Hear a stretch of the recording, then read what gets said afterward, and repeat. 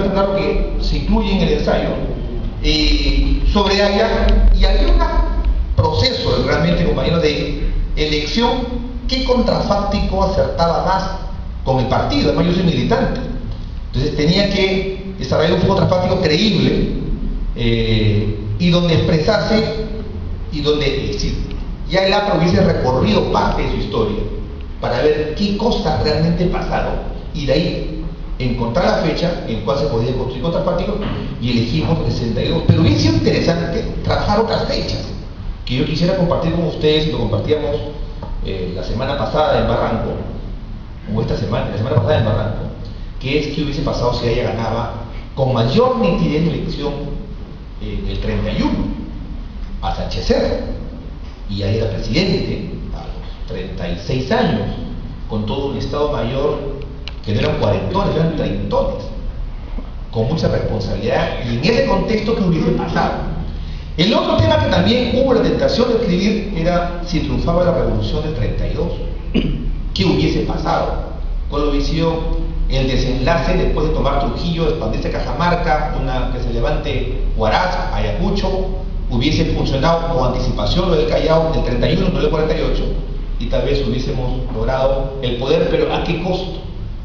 ¿Y con qué consecuencias? También son varios contrafácticos. El otro, el 45, si ella decidía ser candidato, o el partido presionaba para que ella sea candidato, y no había días con Bustamante y Rivero, el país hubiese soportado un haya candidato, a lo mejor sí ganábamos, y qué consecuencias hubiese desarrollado ahí. Y el otro contrafáctico era qué pasaba si en el 48 la conspiración de nuestras bases apristas con parte del ejército y de la marina hubiese tenido éxito, y hubiésemos llegado al poder en el 48 en una alianza cívico por el APRA, con fuerzas armadas o con sectores militares progresistas. Y también qué pasaba si en el 56, ya que es un poco injusta la historia, nosotros recordamos el pacto comprado como una concesión extrema a la derecha, pero ¿qué pasaba si en el 56 decidíamos no votar por Prado? Simplemente decidimos no votar, y ganaba Lavalle, si no me equivoco, y Lavalle no daba libertad a los presos apristas. Yo leía una columna del señor Javier Vallarriestra, donde él decía que fueron pactos que no debieron darse, y que la alianza pues debió ser con Belaunde. A lo mejor, pero el 56 es muy delicado, porque el partido estaba realmente en una situación muy crítica. Su militancia estaba presa, y sin embargo en el 56 había que votar por un antiguo perseguidor para encontrar la libertad. Y hay casos históricos, hechos familiares, muy sentidos, muy sentimentales, muy sentidos de verdad, sobre por qué se votó por el 56. Pero si no se hubiese votado en el 56 por Prado, no hubiese habido libertad de muchos compañeros y el respiro de muchas familias que se reconstituyeron después en esos años de llamada convivencia. Y así hay más contrafácticos. Si no hubiese habido golpe de Estado de Velasco en el 78 y la Torre postulaba la presidencia, no postulaba Belaunde, era posible que haya hubiese sido presidente. Y es más contrafáctico reciente, si en el 80 nuestro candidato hubiese sido Armando y era Tausen, tal vez otra historia, o si Tausen no se iba del partido, tal vez otra historia, y no había partido en el 85, 82. Es decir, podríamos construir todo un libro, y no hay que hacerle competencia a Eduardo, pero todo un libro solamente con contrafácticos apristas. Pero no hay que hacer sectarios, hay que trabajar lo posible para que se venda bien y hay un buen contrafáctico edición, segunda versión. Entonces, ¿qué desarrollamos? Uno, fuimos a las fuentes. Yo conversé con muchos compañeros, grabé a muchos compañeros, porque no era injusto que yo dé mi interpretación sobre el año 62.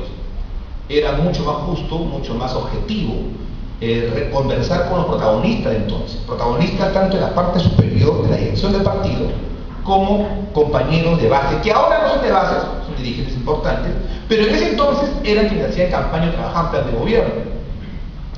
Conversé con Armando Villanueva sobre qué hubiese sido del gobierno en el 62. Conversé con Alfredo Santamaría, más que vecino acá del sector de Miraflores. Conversé con un amigo del partido, que no es aprista, pero que es un gran amigo del partido, Carlos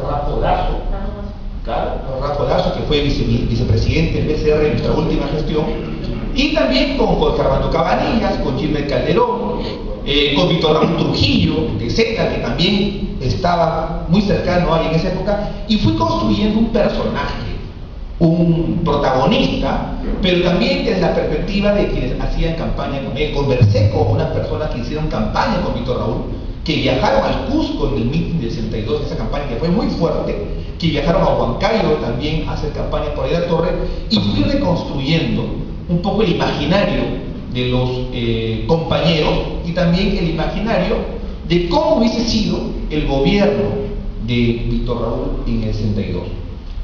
Además, revisé algunas fuentes. Voy a devolver, aún tengo la colección de la tribuna del año 61 y 62 en mi casa. Voy a devolver